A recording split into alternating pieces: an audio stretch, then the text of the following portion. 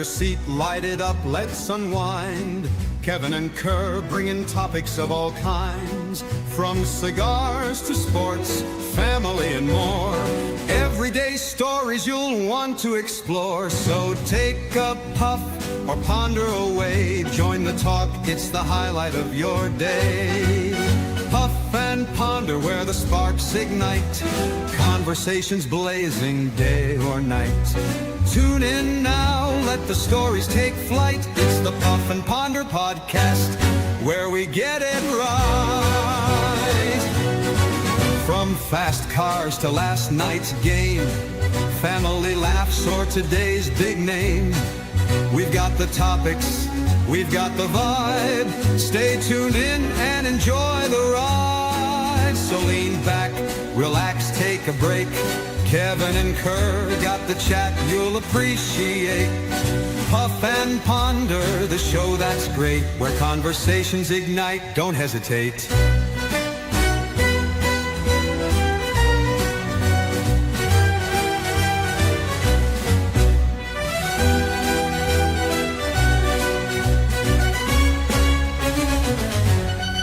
So lean back, relax, take a break. Kevin and Kerr got the chat you'll appreciate. Puff and Ponder, the show that's great, where conversations ignite. Don't hesitate.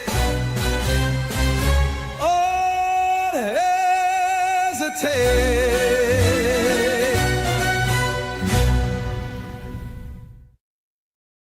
What is going on, everybody? Welcome to the Puff and Ponder podcast, where conversations ignite. I'm your host, Kevin Shahan, and joining me, as always, my co-host, Kerr Viajante. What's going on, Kerr? Hi, Kev. Happy Monday.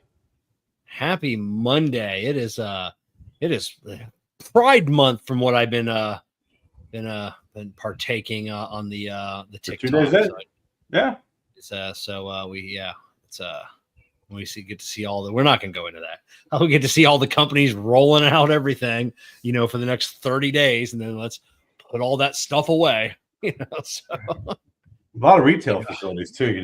That's what I've actually have seen in some of the criticisms of a lot of folks in the LGBTQ community kind of rip these companies that decide that 11 months out of the year, nothing. 1 month, hey. Yeah, let's pretend we're supporting. So, yeah, I heard that last year. The same, the same thing. Yeah. So, what are you smoking tonight? A cigar is not going well, but I'll finish it off.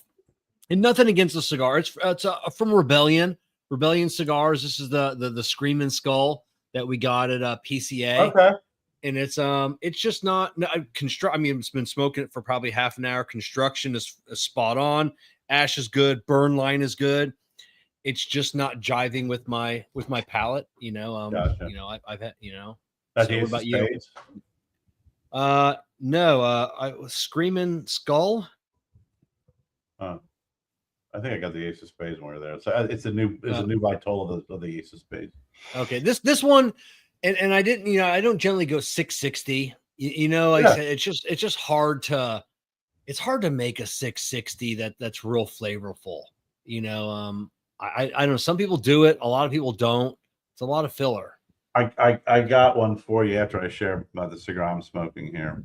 I'm smoking the Cyrus, as they say in the movie Warriors, from Imame. Yeah, never saw that movie.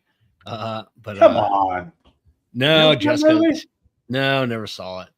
So it's the Warriors. They killed Cyrus. Yeah, come on, man. It's, gotta watch it, Kev. Come on, man. No, I'm good. It's too old now. It just won't be right. It ages well. You said that. Oh, son of a bitch! I don't have it. Fucking Jenny put the last one last time. So we only had two. I took some pictures. I'll send you some. Felix Mesa of El Galan sent some fantastic cigars for us to try, and he did a box press 6x60.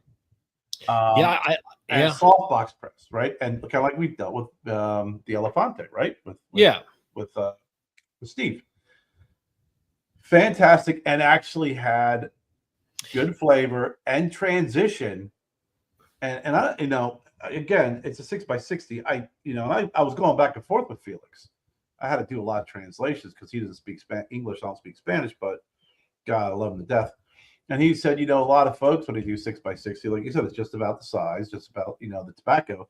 He's like, he still will not release a cigar because he has to have the right ingredients in that size.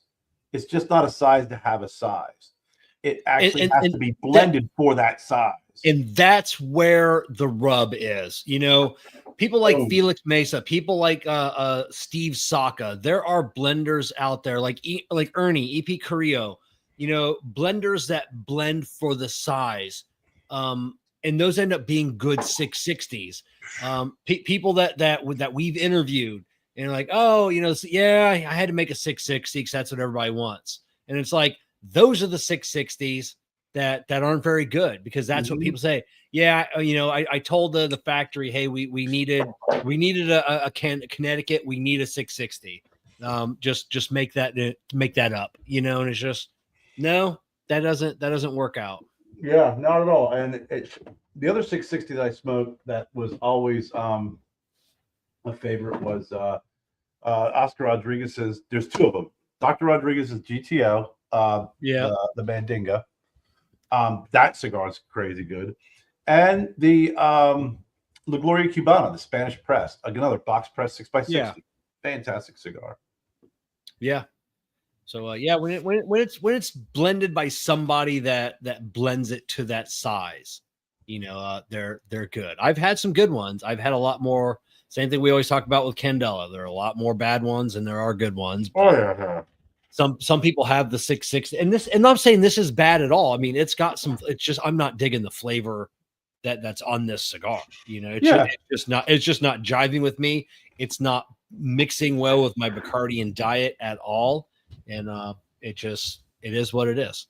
Yeah, sometimes that happens. I mean, I think you and I talked about it before, and I definitely have seen it happen. Is I've smoked cigars. And I was like, man, that was terrible. And it was what I ate, Yeah. It was like a post-meal cigar, and it just did not, like you said, just didn't jive well with the cigar.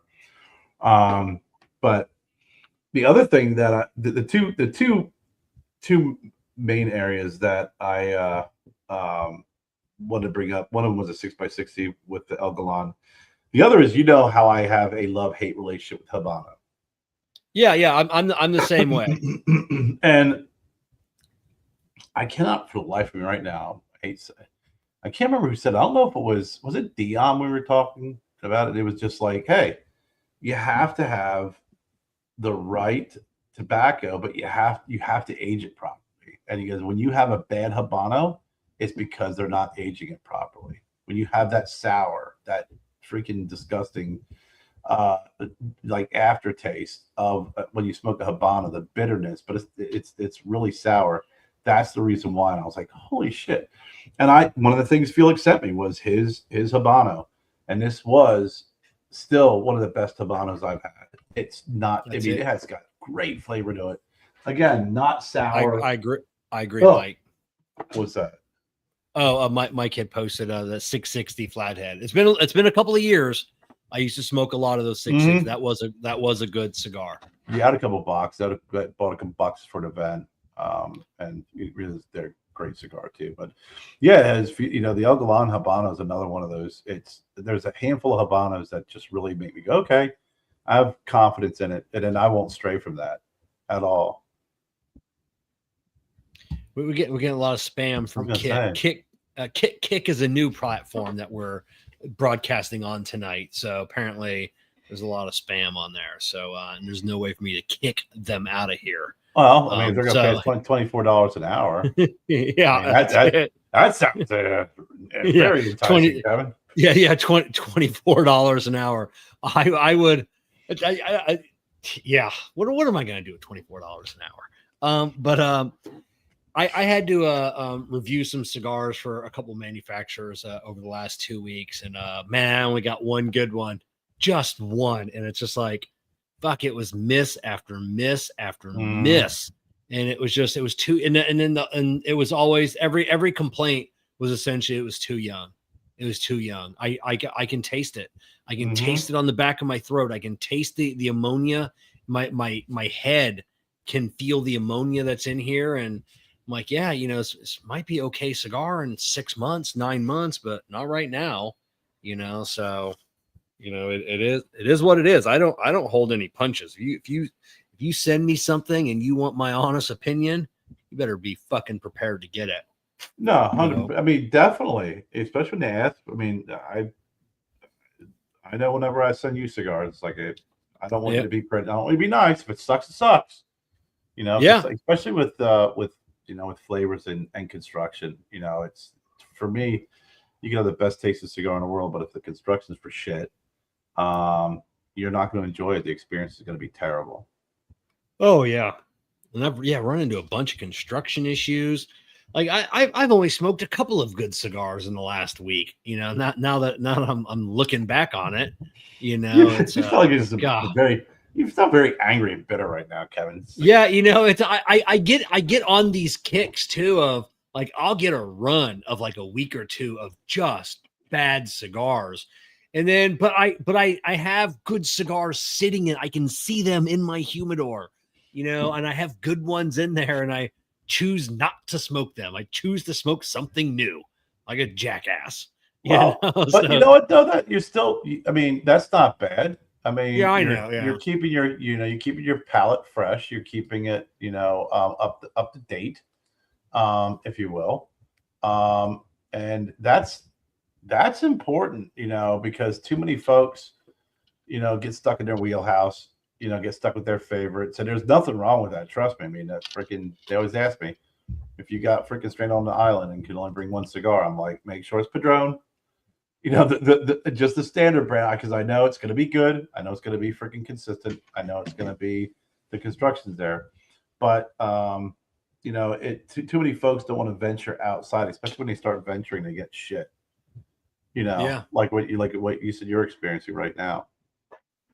Yeah, it happens. I'll get, usually once or twice a year, I'll get a run like this, and and then I'll just switch back to my go-tos, my Dunbartons, my Foundation, my Tatuaje, my Father. Get just a bunch of really good cigars. That'll end that bad streak. Yeah, I mean, you have to. I mean, after a couple of days, you gotta be like, listen, I gotta go back and I gotta go back to Saka and kind of get my bloody. Oh yeah. So but before we get to kick off the show, I think we pretty much just kicked it off. We just want to let everybody know the Puff and Ponder podcast is brought to you by Simpler Hair and Beard Color. I use it, and so should you. It's the easiest way to refresh your look in minutes. No mixing, no mess, just natural looking color that blends seamlessly into your hair or beard. It's gentle, hassle-free, and designed for guys who like to keep it simple, look younger, feel more confident, fast. Visit the link in the video description and simplify your grooming routine today. So I did the live with my daughter for the snack crate, and then I hit live, and then I didn't meant to hit live, and I'm like, all right, let's lick tits, and she's like, oh, that's disgusting. I'm like, damn it, that's what I say with Kerr, So, oh my god, so it was it was great, but Pakistan, Kerr, Pakistan. I watched some of the video. I popped on when you were live, and then I had to kind of go attend to other things. But then Jennifer got on, and she's like, "Oh my god, I didn't know they were live." It was right after right afterwards, and I think I caught the part of the drink where she was laughing her ass off because I think you spit it out, or you spit something out. Oh no! I bit into a sour. And it was unexpected. That's why she started laughing, because it was a hard candy that I bit into, and instead of being like gooey in the middle, it was powdered citric acid, which in case everybody knows, that's what makes sour, gummy, everything. But it was powdered, so you bit into it, and it sprayed your mouth with this powder. Oh shit! Everywhere, and it caught me off guard. So, what did you? I thought Jen said you spit something out. Was it to drink? The drinks were not. The drink was not good. Like we couldn't drink. We had to get. We knew Jessica was watching, so we had to go get Jessica, or had to yell at Jessica through there to come get us some drinks. That was the first time we ever got a bad drink, and it was just patchouli filtered through. Yeah, you're saying. It was potpourri. It was bad, but the candy was okay. It's hard to really make candy bad, but the other treats not good at all. But it's like cigars. At least we try. We open up our palate. I know one thing that Amber and I say, it's like, especially like afterwards, is like these are like, there's people in Pakistan on the other side of the globe right now, like eating these same snacks, so it kind of connects us with people from across the lands. Yes, I enjoy watching those videos because it's comical, but then I'm always interested in what snacks you're getting from what area you're getting them from, what's good, what's not good. The closest thing we got was when Des would send us over some stuff from England. Yeah. Okay. And we'd send, and I always felt like we got the short end of the stick. I'd tell him, I'm like, I'm sending you Reese's peanut butter cups. I'm sending you Teddy Grahams. I'm sending you stuff. I'm getting these freaking tasteless wafer or shrimp crisps or whatever the hell they're called. Crisp and biscuits, and it's but these are great. Everybody loves these. Nobody loves those. Yeah, they don't. I think they don't know any better. It's ignorant. Yeah, the Netherlands was probably one of our favorite boxes, and my buddy Gary Brooks, he lives up in Holland, Michigan, and which we're right outside Holland, Michigan. So Holland, Michigan's the next town over, and so he's been keeping an eye when he goes to the store, these little lemon cookies that Amber absolutely loved. So yeah, we just watched that movie Holland. We just watched that movie Holland. What's it? I haven't heard it. What's it about? Nicole Kidman's in it. It's actually a really good movie. I was kind of a little skeptical about it. Yeah. We watched part one of the Pee Wee Herman documentary. Oh God, how was it? Fucking awesome. I love Paul Rubens. I mean, we had a connection because of Sarasota. It's where his parents lived. I mean, that's also where he got caught doing his thing. But yeah, it was he did support the Sarasota area where we're at, and I just love Pee Wee. It was great. But to hear his story, and there was so many things that I didn't know, and like I said, it's a 2-parter. Like each part's like 2 hours. But yeah, you guys, I think we're gonna try and watch the other part tomorrow night. I gotta watch it then.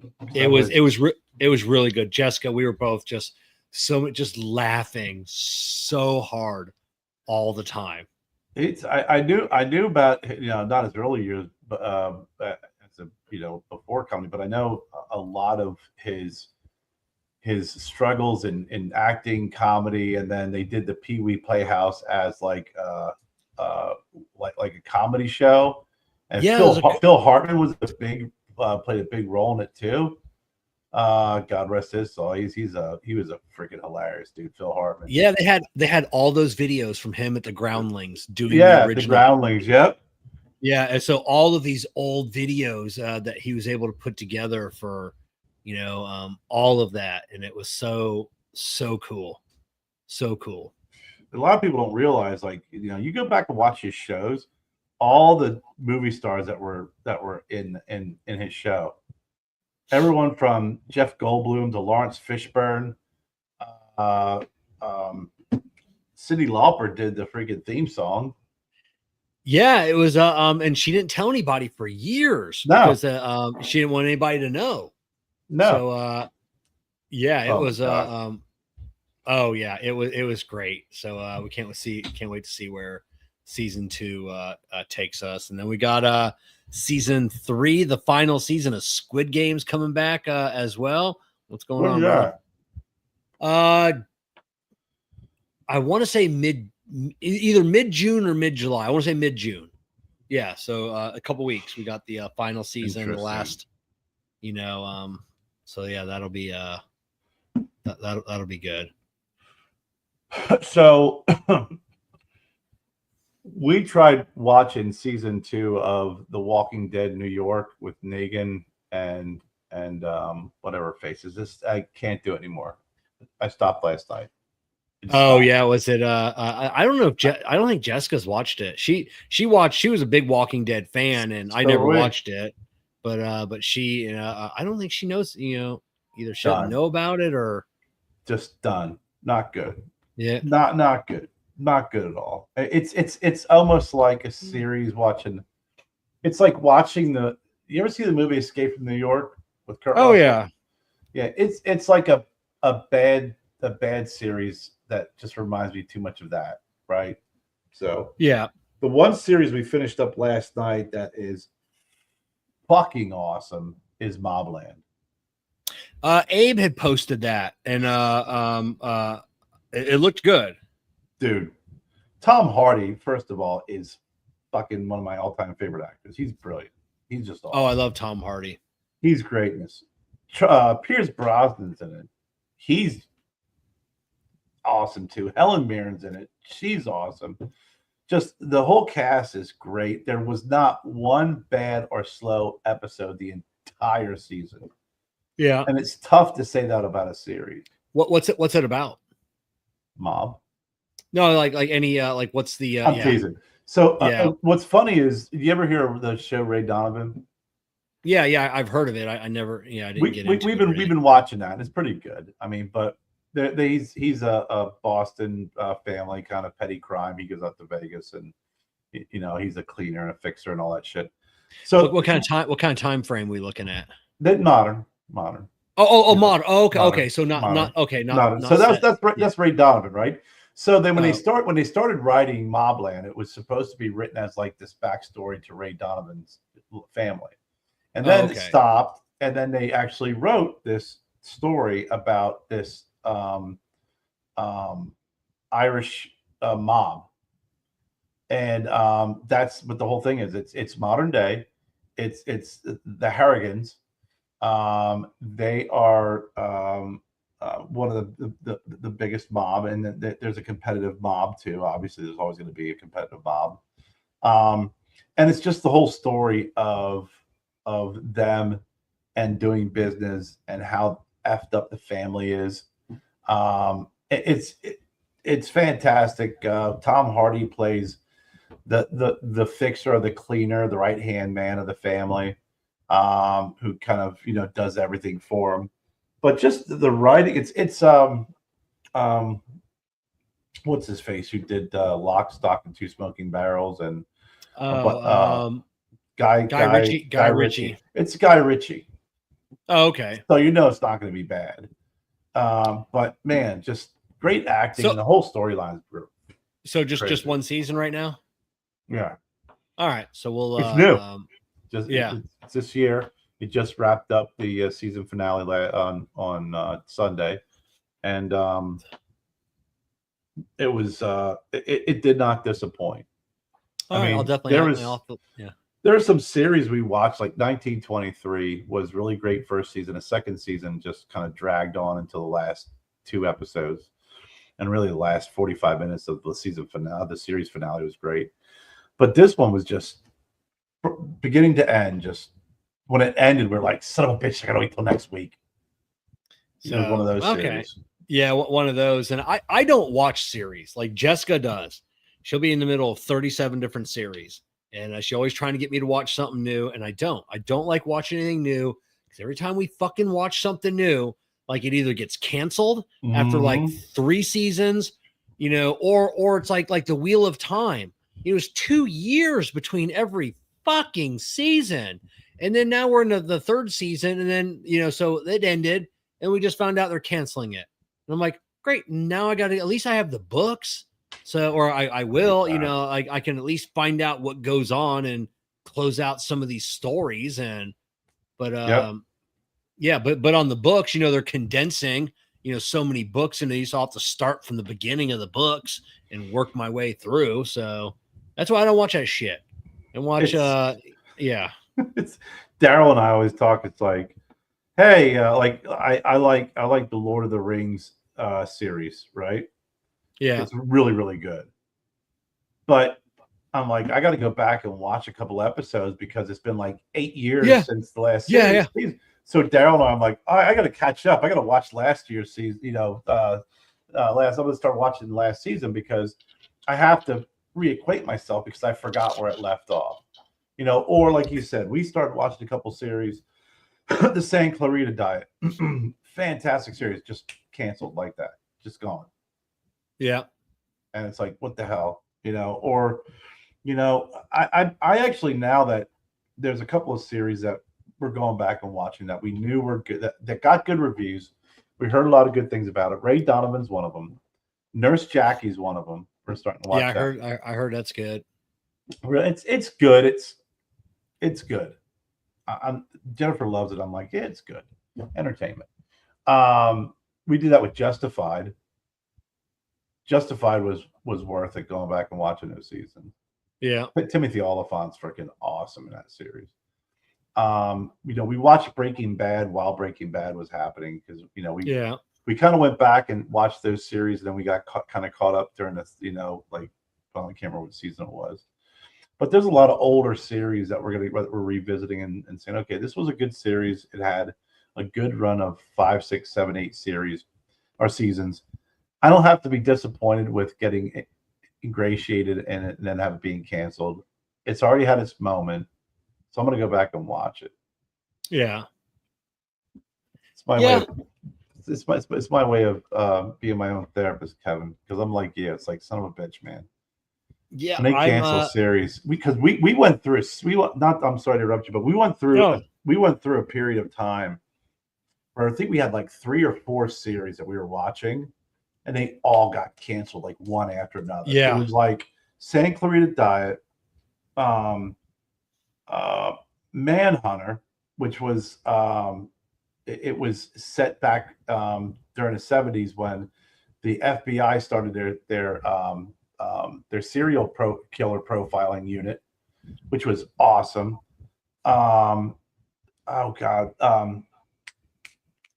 What's the Castle Rock, which was kind of like a series on Stephen King's book. Yeah, of the characters and the books. Yeah, it went back, gave you the whole backstory to what's her face from Dirty Birdie, the Misery.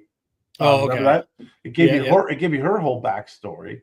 It kind of dabbled in with the whole freaking Pennywise stuff. That got canceled. It was like 3 or 4 series, and it all happened all at once. It was like right around the same time. Yeah, Welcome to Derry comes out soon. The It prequel, the series. Right. Yeah. So that looks pretty good. I remember for a run there of like a year. I don't know what series Jessica was watching. Every time I'd walk in the room, there'd be a naked woman on the TV, and I'm like, "What the hell are you watching?" She's like, "Every time you come in here," she goes, "I haven't seen a naked woman in 3 episodes." Every time I'm like, "I'm finding that hard to believe, Jessica." That every single time I walk into this room, there is a hot naked chick on the TV, and it's the first time you've seen one in several episodes. I'm like, I'm calling bullshit. So, but yeah, it's always our running joke. Every Game of Thrones and all that shit. Mm-hmm. And I'm like, every single time someone naked on the TV. Yeah, Peter, Tom Hardy is incredible. If you ever want to watch a good movie with Tom Hardy in it, and I don't think it did well in the theaters or something. It's called The Drop, and it's with him and it's with James Gandolfini. Yeah. That I've always been a fan of his. I watched that movie, and after that movie, I was like, God damn, that dude is just he's a great actor. Yeah, I saw the Tom Hardy's in the new Popeye movie, and I don't know that they did a horrible job at the trailer of the new Popeye movie. I don't know how to watch that. You don't know what's going on. Like I asked Jessica because she was watching. I go, is that AI? Is that real? Like, is there really a Popeye movie? Because they had Wimpy in there, and the voice sounded AI generated, but they didn't show any characters. Can't be. And Tom Hardy is Popeye. Yeah. I don't know, dude. That sounds. I don't know. You look at it. Is it real? Is it saying it's just a AI generated trailer that's been going around? Yeah, it is. It's not real. There's Popeye, who was Robin Williams played Popeye back in 1980, which was awesome. And then there's Popeye the Slayer Man, which apparently is a B horror movie.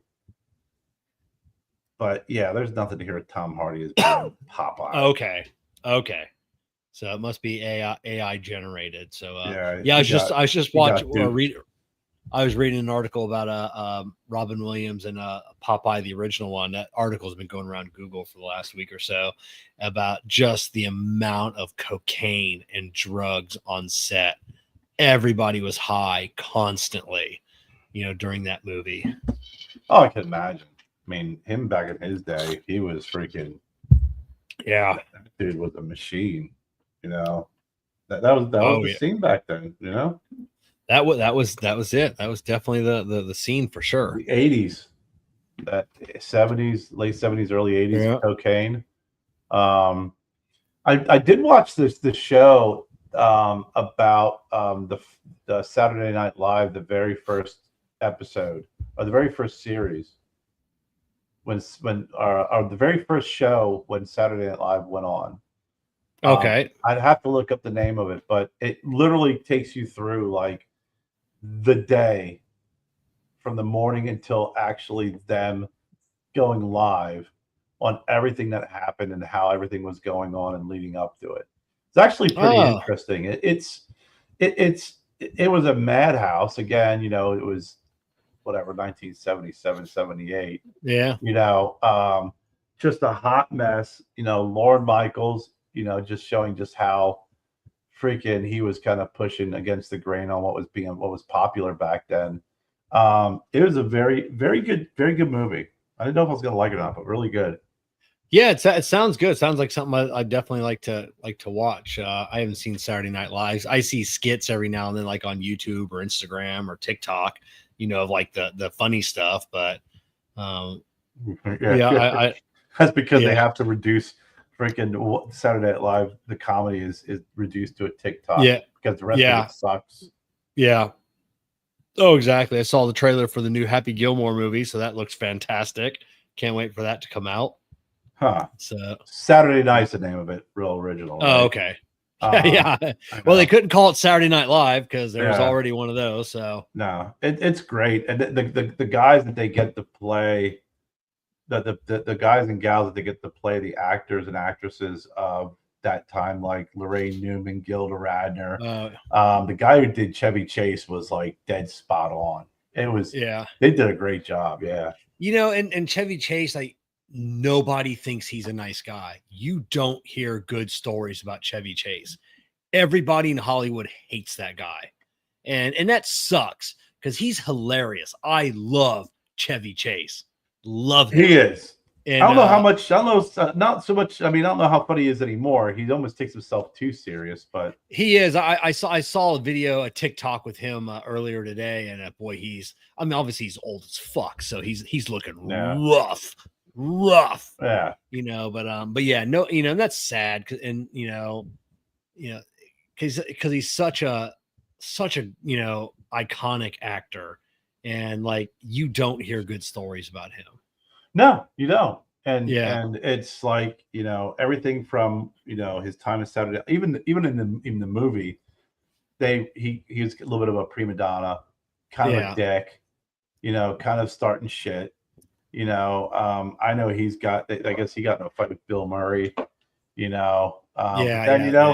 then you throw them together in freaking Caddyshack in that scene where they're freaking smoking the big joint and drinking, and they just add the whole scene. It's like, God, why can't you just be a nice guy? Because that freaking scene is one of my all-time favorites. It is. I love Bill Murray. I love Dan Aykroyd. Dan Aykroyd's probably one of my favorite actors. But yeah, Bill Murray's just absolutely great. Mm-hmm. And he's just, and you don't, every now and then, you'll hear a story, of a rough Bill Murray story, but 99.9% of every Bill Murray story is the best story you'll ever hear. Like those people that tell those stories, they'll tell those stories a million times until the day they die Ah, of their interactions with Bill Murray. well, he's down in Charleston. He owns like past the he owns. I think he's part owner of the semi-pro baseball team down there.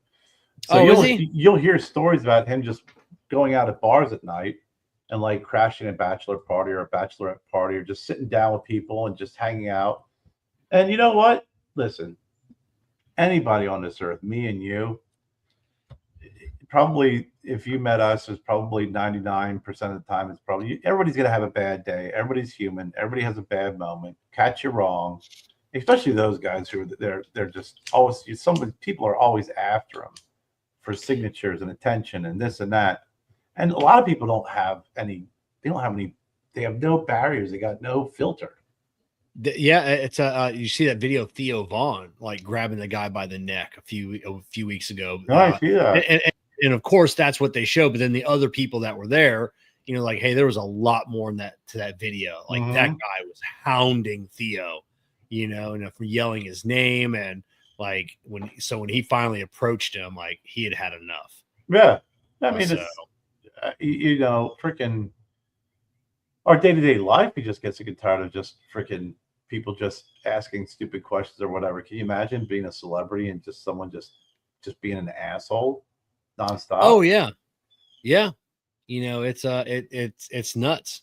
You know, I think that's why Billy Joel loves it so much in New York. You know, he talks about, you know, the same down when he's got his house down in Boynton. You know, he goes down to Smoke Inn down there and buys cigars from Abe. But you know, a lot of those guys love New York because they can walk down the street with a ball cap on and just blend in. You know, and nobody knows them. You can actually go like, and Stephen King's that way up here in Sarasota. Like nobody ever bothers him. Like you see him walking down the street and it's just, oh, hey, there's Stephen King. And like nobody, you know. Nah, no one wants to hear him talk. Yeah. No, yeah. Just write books, Stephen. Shut up.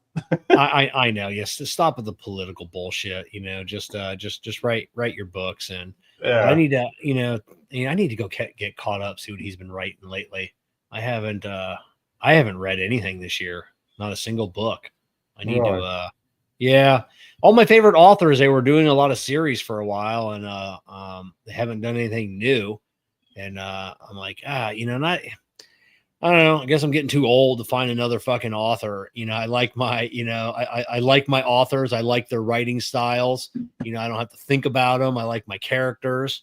And then I don't want a new author. I don't want a new character. Let me ask you a question about that, Kevin, because it's interesting, right? So, you're a reader, and not everybody's a reader. I'm not. Yeah. I mean, I was a reader, not so much anymore. But I kind of feel the same way when it comes to TV shows and movies. So, to me, it would seem like the investment of trying to find a good author and reading a book, that investment seems a greater investment, longer term investment before you find out that boy, oh boy, this sucks. I could watch a movie and within 10 minutes be like, nope, click. And it seems like with being a reader, that time is extended. Is that true, or what have you? No. The first 2 or 3 pages, I know whether I'm going to like that. That's why I used to love going to Books A Million and Barnes and Nobles, because I'll know within the first 2 or 3 pages. First of all, the cover, it says don't judge a book by its cover. I judge a book by its cover. If it's a catchy cover, something that I'm into, I'll definitely gravitate towards that book. But it only takes 2 or 3 pages, for me to know whether I like the writing style of that author or not. They only got, a couple pages to hook you. And it's not necessarily the words. It's not the story. It's the writing style. And I don't know how to explain that any other day. Just the style of the author. Oh crap. I forgot here. I got a box I got to send back. Oh well, but yeah. So I'll know right away. And then, I may get to the end of the book and not care about the characters or not care about the story if it's a continuing series. And I'm like, I'm not vested enough, to care about, these characters, so I just don't continue in the series and whatever. Forget about Right. it, and then just move on to something else. Like Michael Crichton, probably, one of my favorite authors of just his writing style and the way, because I can read him fast, and that's another thing. So I'm a speed reader, so you've got to be able to hook me into speed reading as well. So I remember in 8th grade, signed up for a speed reading class to help me read faster, because I was a voracious appetite for books. Like, I wouldn't start a book unless I knew I could finish it in one sitting, whether it was 8 hours, 10 hours, 12 hours, 14 hours, whatever it took. If I opened that book, I was not putting it down, and I was not sleeping. I was not taking breaks, open to close. So I wanted to learn to read faster. And so everybody starts on their day one of taking a test, and I read faster than the teacher. And she goes, I have nothing to teach you in this class. So that was my first and only day of speed reading. So it's got to, but yeah, I can pinpoint it pretty quickly. That's interesting, whether it's going to suck.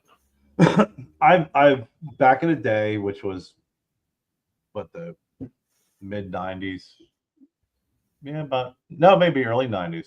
I started getting everybody. John Grisham was big. John Grisham. Oh yeah. I've never read any of his books, but it's I read probably seen his movies, 4 of his books, and I can tell you, great books. Then I watched the movies afterwards, and it's like anything else. Like, I remember years ago, I read the Amityville Horror, and I read the book, then I watched the movie. And the movie's okay, but the book's just 1,000 times better. The same thing with Grisham's books as well. The opposite of what you're saying is this is, I think, I was still working in pharmacy, so it was probably late 90s. I read a book, and then I started getting his books on CD because I traveled a lot for work. And it was John Saul. And I actually I found out with John Saul after 3 books, it was the opposite. It starts off great. It hooks me. Yeah. And then it goes through midway. It's like a cigar, right? First third catches you, grips you, hooks you. The second third, it starts building up. And then at last third, you're like, what the hell happened to this book? Did you just hand it off to freaking a fucking friend and be like, hey, I killed it for the first 2/3. I want you to kind of fuck it up the last third of the book. And it was like Creature, Black Lightning, and I can't remember the other book of John Saul's I read. But 2/3 of it, awesome, intense, and grips you. The last third sucked. Yeah, I hate that. I have fallen off when we talk about Stephen King. I fell off of Stephen King for a while. He just wasn't writing anything that was interesting to me. And Stephen King's not all horror, just in case anybody knows. Right. He does write some other stuff as well. And then he came out with Under the Dome. And that fucking, obviously it was set in Sarasota here too, but blew me away. A story I have never heard of before. And that was just, or no, not Under the Dome wasn't in he did Sarasota. A series for that. That series sucked. It was terrible.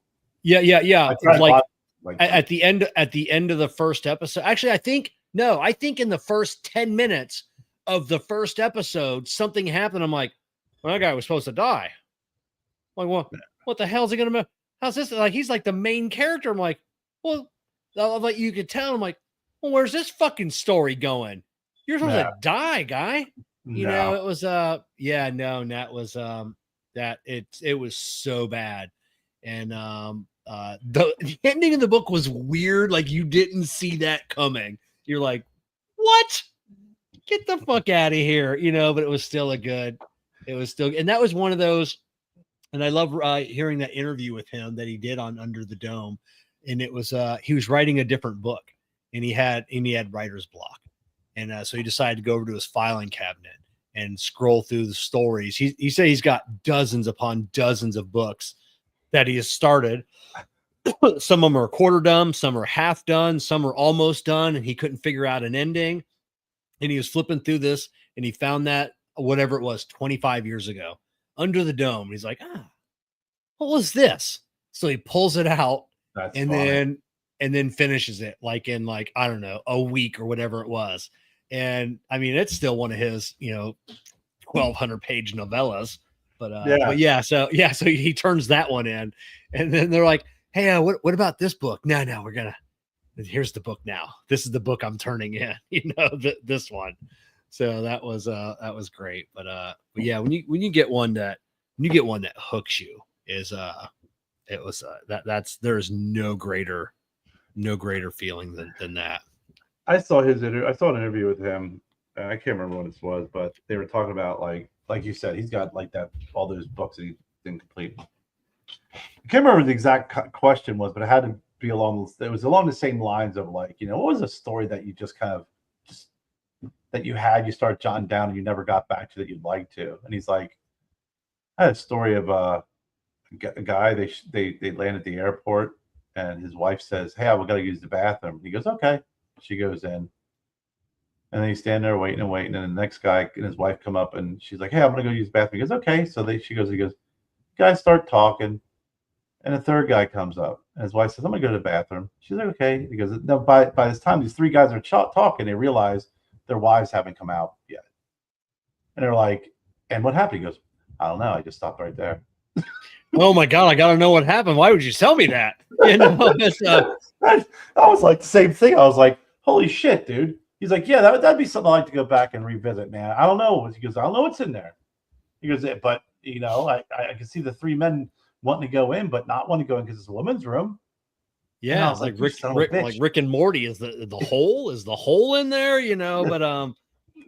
But yeah, it's he did a great book. It was a short story that he wrote under Richard Bachman called The Langoliers, and it was based in an airport and what happens with time, as the day proceeds into the next day. With Bronson Pinchot, horrible. He just signed the rights or gave the rights to another director, and they're going to redo that movie and give it the interesting. That was like the little Pac-Man at the end of the movie, right? The little Pac-Man that eats time. Yeah, that was bad, But yeah, Bronson Pinchot. Yeah, that was Balky. Balky. Oh, so that God. Was but yeah, so hopefully I'll be excited to see that movie.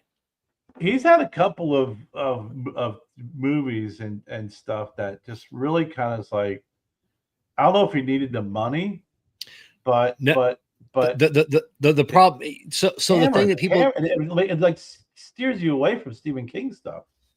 The thing is that a lot of people don't know about Stephen King, especially if you're a new director. He signs away his movies for $1. That's all he charges. So if you come to him and you're like, hey, I like this story, I want to make this movie, and he's like, okay, it's $1.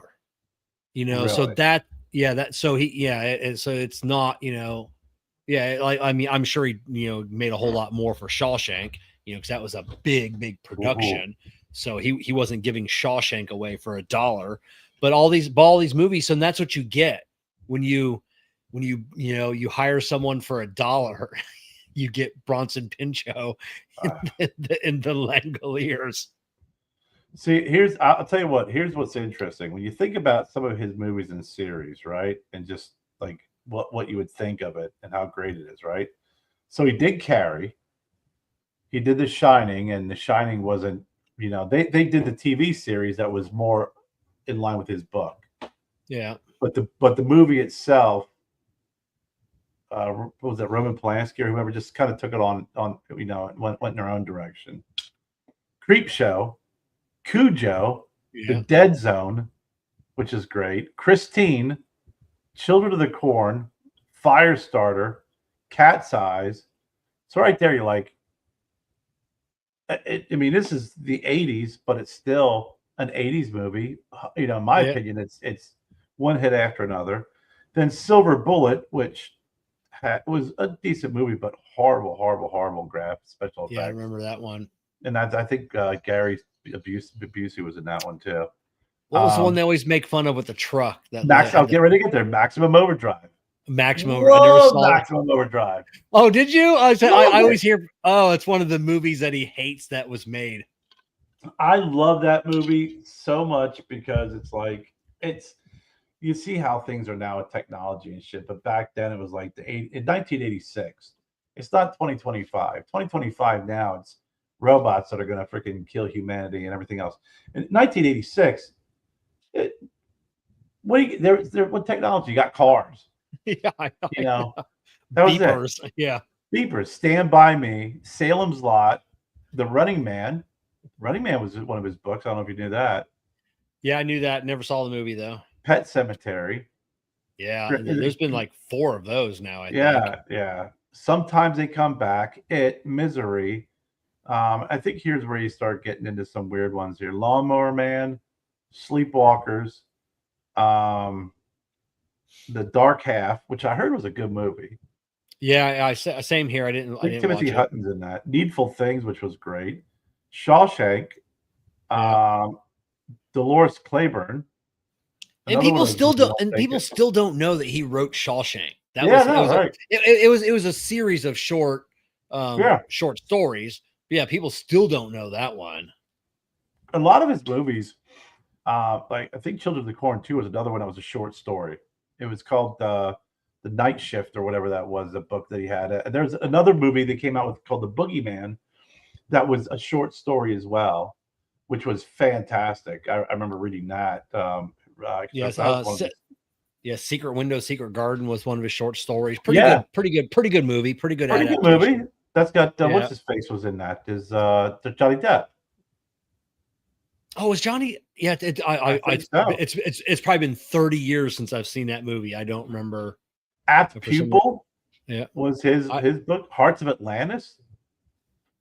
Like Green Mile, like you said, you never think of those movies. Secret Window. The Green Mile. That I forgot Green about Mile. that. Yeah. Green Mile was his book too. Secret Window is the one you were saying. That's got Johnny Depp in it. Oh, Great movie. But yeah, I mean, The Mist. That was a good movie. Yeah, I didn't watch it. Everybody said it. I think I was going to say, wasn't there a series on that that people didn't like, and then people loved the movie. But his son Jonah Hill. Do you ever watch? He did the series. I want to go back and read the book, Nosferatu. The series was crazy fucking good, and then that cliffhanger at the end when the kid jumps on the hood of the car, and then they canceled the series. We're like, what happens to this kid? We thought series that pissed us off too. That canceled. We thought the kid was gonna make it. He was gonna be good. His mom was gonna pull him back. Yep. And he ended up not. And that was good. I liked that. I hated it. Because it ended. I hated the kid was gonna be bad. You rooted for the good, but it was still a twist. So, Dr. Sleep was good. That whole series of books. I think there was 3 of them. Oh my God, that Dr. Sleep. I'd never heard of anything like that story, and it was so original. And but yeah, there was I don't know what they did, like 3 or 4 seasons, I think, of I forget what they called it. It was whatever that detective was. Really good. Oh, Jesus. Is it the Black Lady? Because he did a series. There was a spinoff series about her. Oh, God almighty. Jennifer's going to have to freaking let me know. It was. It was a spinoff series of Dr. Sleep. But I think they did 1 or 2 books. I think she was either a therapist in one of the series, or she was a physician, or I mean, not a physician, an off cop. But then she's someone who shows up in his series regularly. Yes. And I cannot think of the name of her right now. I gotta look this up now because it's gonna kill me. Yeah, those were the that series was the first time he'd ever wrote the same character in a right. It was something about that, and he'd never done that before. Holly Gibney. Holly Gibney. Holly Gibney. She was in, and that's where the series The Outsider was another one too. But yes, and there's actually I think there's a series about her that was released. It was only a couple seasons because Jennifer and I talked about doing that, about renting that. But I think she was also in I don't know if she's in Castle Rock or not. But The Outsider was a series that Jennifer and I were watching, and it was really, really, really good. And they canceled it. Yeah. Of course. Yeah, yeah.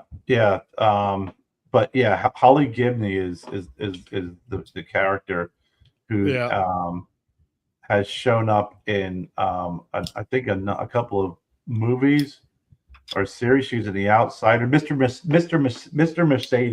Mr. Mercedes was the series with Holly Gibney. Yes. Yep. Yes. Yes.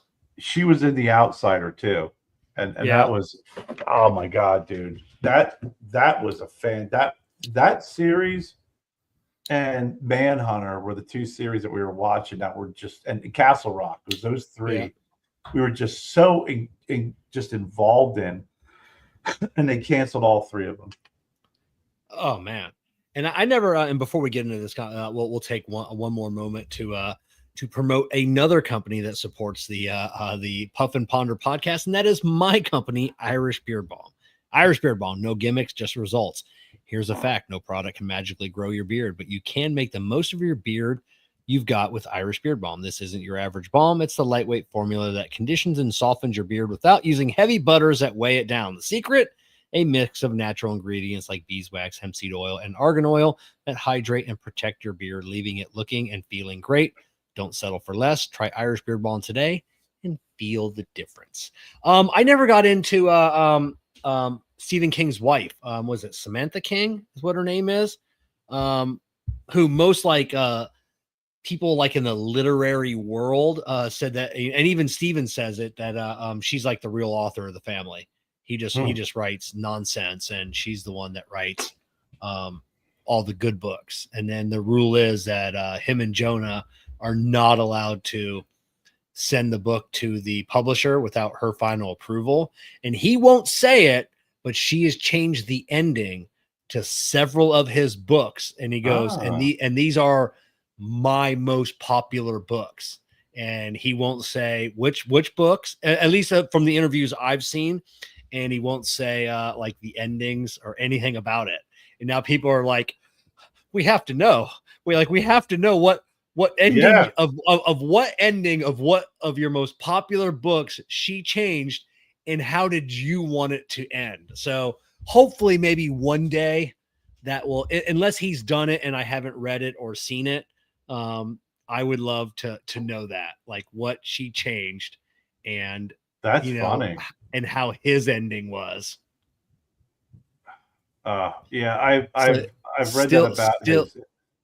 Yeah, Still Game. Are you familiar with this one, Kerr? Still Games. It gives me hope as I get old. No, Still Games. No. I don't know. That one's. I don't know. Squid Games for our age group, Kerr. Is that what it is? I don't know. It might be Squid Games. You might want to spell check that one, Mike. Yeah.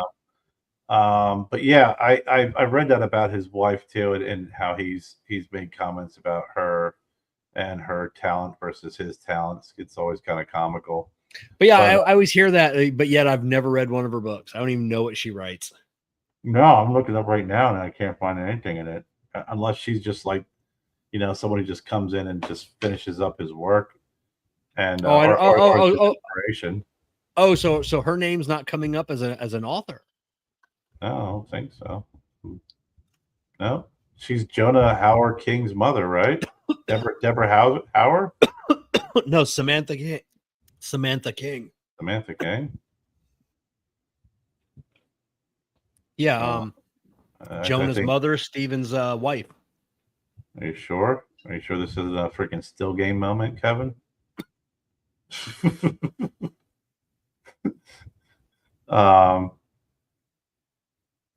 But what was the other one that I really liked? Tabitha King.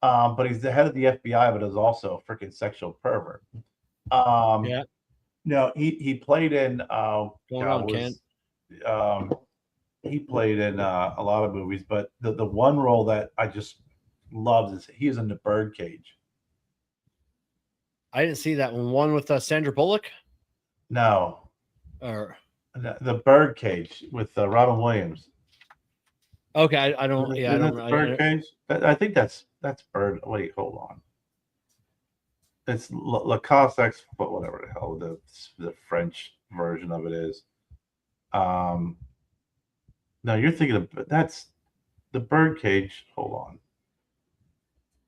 Yeah, the Birdcage with Robin Williams and Nathan Lane. I know the movie. I've seen like clips of it. You know, those people will do, you know, stupid TikToks, some of those clips. So I know you have to watch. Hank Azaria's in it, and he plays their houseboy. Yeah, fucking funny. Just he's in freaking episode. He's in some clips with Robin Williams and Nathan Lane. He steals the freaking moment. You know, Robin Williams is trying to make this soup. Hank Azaria is trying to be this butler because, they're trying to show that they're pretending they're not gay because they meet Gene Hackman, who's their son's fiance's, father. And Hank Azaria is like wearing these shoes that are too big for him. And Robin Williams is spilling soup, and Hank Azaria is slipping on the freaking floor. Oh my God, just funny shit. But he's great. I'll have to watch it. I do like whenever I do see clips, like I said, they are funny. Oh, it's a brilliant movie. It really is. And Robin Williams and Nathan Lane in that movie are just great. And Gene Hackman plays just a fantastic role in it too. But as you're watching it, it's just like, holy shit, that's Hank Azaria. And then when you just see him start to act, you're just like, son of a bitch, that guy's he's just a funny dude. Yeah. But a really solid actor too. He's really solid actor. Sometimes whatever some movies I've seen him in, he'll say something and I'll hear Chief Wiggum. Yeah, because of his voice. Every now and then you're right. You'll hear like a character like come out just a little bit. It's always Chief Wiggum because the one line that always sticks in my head is when when the Simpsons, when they're in the police station, they're all sitting around watching like a football game. He picks up the phone and goes, "Hello? No, this is 912." And then hangs up the phone. Yeah, mine is Ralphie. Tastes like grandma, so. Oh my God. Yeah. Oh my God. That's great. Some funny shit, man. So what have you been doing lately, Kevin? What's been I've seen some of your tech tips. I know you went down and spent some time in training. What else has been going on in the world of Kevin Shahan, mechanic extraordinaire? Not much. I went down to Boynton Beach a couple weeks ago for 2 days of training on a alignment class. And they told me it was level 2 alignment class, which I would have learned some stuff. Then I get there and it's level 1. Like people that have never worked on a car, this is their class. And then I'm a 25-year, veteran taking this class with these kids. They're going around the room. There's only like, was it 1, 2, 3, 4, maybe 8 of us in the class. And, it's like, just, tell everybody your name, how long you've been working on cars, how long you've been doing alignments. The one kid's like whatever. My name's Dexter. I've been with the company for 6 months. I've been doing alignments for 2 weeks. And then like every person was like that. I'm like, my name's Kevin. I've been in the company for 15 years. Been doing alignments for 20. They're like, what? The teacher's like, what are you doing in this class? I'm like, well, a couple things. I'm on light duty, so I really can't work in the shop. Mm-hmm. It's in Boynton Beach. My buddy Abe owns a cigar shop 5 minutes from the class. So I need a little bit of vacation, and I'm sure there's something I'll learn here, which I did. I took away like 6 different things, from the class, not necessarily from the class, mm-hmm. From the teacher, like, during our breaks, I would like, hey, let me ask you a question about this. This would be like a level 2 or level 3 class. And then he'd spend, the break time, talking to me about, stuff that you can't even talk to the kids about. It's like, hey, you're like 5 years from even knowing what we're talking about. So yeah, it was a good, it was a good class. And I'm always a firm believer, no matter what you do, if you can take one thing away from any learning experience, it was worth it. And it was worth it for me. So, so I did that. And then today was my first day back at full duty. My legs are killing me. My knee, my shoulder is on fire because workers' comp, still trying to figure out all of that nonsense. So, I told you were a witch. I'm like, I got to go back to work. I'm like, I haven't made any money in 2 months. Like, my business has paid all my bills for 2 months. Workers' comp hasn't paid me a dime in 2 months. And I'm like, I gotta go. And then we got this whole thing with the kids and the school and the lawyer. And I'm like, I gotta go back to work. So now I gotta work. Now I gotta work 6 to 7 days a week for the next month to try and make up lost time. That's horrible, man. Yeah. So it's only gonna aggravate my situation. It's only gonna make my knee worse. It's only gonna make my shoulder worse. But workman's comp such a. I have my personal opinions on it, and beyond what you're going through, but this is just a prime example of it. It's like, you know what? You freaking hurt your knee. This shit would not be an issue right now if when you hurt your knee, they take you in, they do an MRI, they freaking take you in, they do surgery, you recover, you're back out. Yeah. But instead, they dick around, and it's always designed to freaking grind the person down till you finally just go, I'm okay, and then it's freaking less money out of pocket. It's just a big shit show. It needs to the workman's comp just in general definitely needs to have some sort of a freaking intervention and revamp, because it's like that across the board. When Jennifer went out for her back surgery for workman's comp, it's like when she walked in and was like, hey, I went to the doctor, I need surgery, like he scheduled for next week. And I was like, okay, great, because I just got laid off, which was a perfect storm, right? She was actually back at work when she got a first workman's comp check. Oh yeah. Absolutely mind-boggling. They send you to these little doc in the box, these little walk-in clinics, and the walk-in clinics, they just want to hook you. They want to keep coming back. I remember my first visit. Hey, we're going to give you this sling. And the doctor's like, I know you don't need it, but we're going to give it to you just in case. I'm like, you want to bill workers' comp for it? I mean, this is like a 50-cent sling made in China, and I just I just want to know, like, what are you billing workers' comp for this? I don't know, 50, 60 bucks. Just want to, hey, come back next week. And you go back next week. Yeah, nothing's changed. All right, come back next week.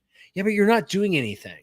You're not doing, and then finally got one of the, and it was a nurse practitioner, or no, a PA, physician's assistant, that finally said, hey, you've been coming to us for a month and we're not doing anything. And I'm like, yeah, I know. We're going to send you for an MRI. So get the MRI results back, and a couple more visits. And I'm like, I want to see an orthopedist. You guys obviously you're not able to read this MRI. You don't know what's going on. Nothing against you as a doctor. Right. This isn't your specialty. Orthopedics is not your specialty, so finally got the process. So finally got the script a month ago to see an orthopedist. Haven't seen one yet. That's what I'm saying. So I have right now, I have zero care on my, last Friday was my last physical therapy. So I had 6 sessions of physical therapy, and even they say, like, yeah, we'll try the best we can, but 6 sessions of physical therapy doesn't cure anything ever. No. Yeah. Like 6 sessions, 6 40-minute sessions. What is that going to solve? Did they Nothing. Did they do the proper testing to evaluate exactly what's wrong with you? Like the proper, like, MRIs, CAT scan, X-rays. I mean, what? So after after a month, I got an MRI. So I'm a month of not knowing, not anything, a month of no physical therapy, no doctor's care, no Right. nothing. Finally got an MRI after a month. And So then like the MD now, that's where I go, a little doc in the box. They're like, oh, it's nothing. Maybe like a little arthritis. It's probably not from this injury. Well, that's funny because I could move my arm a month ago. I can't move my arm now. So right. pretty sure Yeah. this is from this injury. It's like whatever this injury may be exacerbated, of my 15-year career with the company of just repetitive motion injury.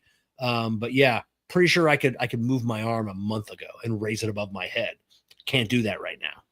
So yeah, at least physical therapy's got me at least a little bit more movement, but it hurts like all get out. So Yeah. yeah. I mean, they're not going to jump right into physical therapy and understand it without knowing exactly what's wrong, because you don't want to make it worse. If there's a tear or something like that needs a surgical intervention. But that is the name of the game of any situation like that. When I got my shoulder operated on in college, first thing they do, like, well, we think that injury is an old injury from maybe high school, not here, so we don't think we have to pay for it. It's like, no. It pretty sure freshman year everything was fine. Yeah. Oh, yeah. Exactly. Bob and Brad on you. I'll have to look them up. Homemade physical therapy exercise. I'll have to look them up. But yeah, pretty sure. And then like my knee, this is a 3.5-year injury on my knee. They put like $250,000 into my knee, into everything. And it could have been like that. That's the prime example. What I said earlier, and I remember when I first heard it, everything you're going through, MRI, surgery, recovery, physical therapy, you're back at it. But no, look how much money they threw at it to avoid the simplest path, which is a straight line. Oh yeah, and then the first doctor who scoped my knee, the doctor that I see now, is really good. It's where all the D1 athletes in this area, in the state go to. So they got me a good orthopedist. And both of the orthopedists and the PA's like, we still don't know why he scoped your knee, man. He goes, it's the worst thing. It's the worst thing that can happen is scoping a knee. He goes, it doesn't do any good. It only does more damage. And even the MRI showed that, because the doctor that read the MRI was a radiologist. He didn't know anything about my past. And even he said, yeah, it looks like there's signs of this knee being scoped at one time. And I'm like, oh, that's great. That even showed up on the MRI of this doctor jamming something into my knee. Right. Let's see here. Donovan has a question off topic here. Have you had the Crown Heads La Crema? La Crema, great cigar. Yeah, fantastic. Great cigar. I love the and I love pretty much everything from Crown Heads. Few cigars here and there that that don't hit my palate, but especially now, Crown Heads, they've teamed up with Ernesto Perez Carrillo from Casa Carrillo. Just one banger after another, coming out of Crown Heads. So EPC makes some great cigars. Ernie's just a great blender. Did they do the La Union? Is that no, that's a JC Newman cigar. Okay, what was the one that they did? Was a collaboration? They've done a couple of collaborations. You're thinking of La Coalición. La Coalición, yeah. Yeah, they did that with John and Willie. Yeah. That was the one cigar I wasn't a fan of. Yeah, I really loved that cigar. Yeah, the Crema is a great cigar. That cigar in the morning with a cup of coffee was one of my. When I traveled a lot, oh my god, that was one of my favorites. Same with the if you like that one, the Le Pétissier. I can't remember. I can't pronounce that. La Pétissier. Yeah, exactly. Yeah, it's just how they can get more and more money out of you. Yeah, and that's it. Sometimes, it's funny. I had my my yearly physical. I missed last year's physical, but I had my yearly physical with my doctor this year. And he's a friend of mine. He used to own the local cigar lounge. He's a cigar smoker. So yeah, he's not one of these doctors that just try and milk you for absolutely everything. Yeah. You know, he's just this is what you need, this is what you don't need. You know, just I got some blood work coming up in a couple weeks to get that, make sure all my levels are okay, and like that's it. You don't need a bunch of this quack, pills and everything else, and it's just and that it's not the cure, it's the it's the pills. That's the biggest thing. It's the medicine. Every doctor just wants to put you on something. Well, and I mean, there's I do believe that there's a need for pills, and it's like there is great medicine out there that you have to take, when you get things. Yeah, but I mean, there definitely is, and I'm not saying that doctors don't overprescribe, but I had my physical recently, and it was like the best. I felt like I got an A in my class, so I was really happy about that. Like all the blood work came back, everything's great. Just losing the weight, that in itself, just everything from cholesterol to A1C, everything was perfect. But a couple of years ago, when I went to the doctors, I was very heavy, and I went after my brother passed away. My cholesterol was really high, and that just caused long-term damage to your arteries. So the doctor said, "Okay, we're going to put you on 20 milligrams of a cholesterol lowering agent." And I went to a cardiologist. He's like, "Listen, these statins. I learned one thing: more is better." So he doubled the dose, and my cholesterol levels right now are the best they've ever been. I would be interested to see what would happen if we started kind of dialing back my dose, because I eat healthier and I've lost 50 pounds. Yeah. So I'm hoping that, by doing that I'll be able to kind of maintain it through that. But, I think, when you get into a lot of psychiatric medications too, is nobody wants to do the work of therapies and stuff like that. And God Almighty, don't get me started in the medical field when it comes to psychiatric issues. It's just a shit show. Everyone just wants to throw people on medications right away. And no one really wants to do the work of therapy. And the therapists you have nowadays, they're not even therapists that are going to hold people accountable. All they want to do is just tell you how you're right, instead of being like, you know what? Yeah, you're wrong. Here's why you're having an issue. You have control over it. Take control over it. Stop blaming mom and dad. Stop blaming, all this other shit, and just, take control of your life. I just think that the psychiatric community in medicine is just for shit now. I just really do. Yeah, I agree.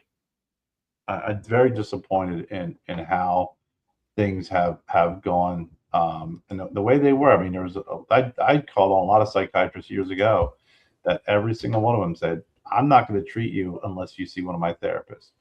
Period. Yeah. It's not going to." But no, not so much anymore.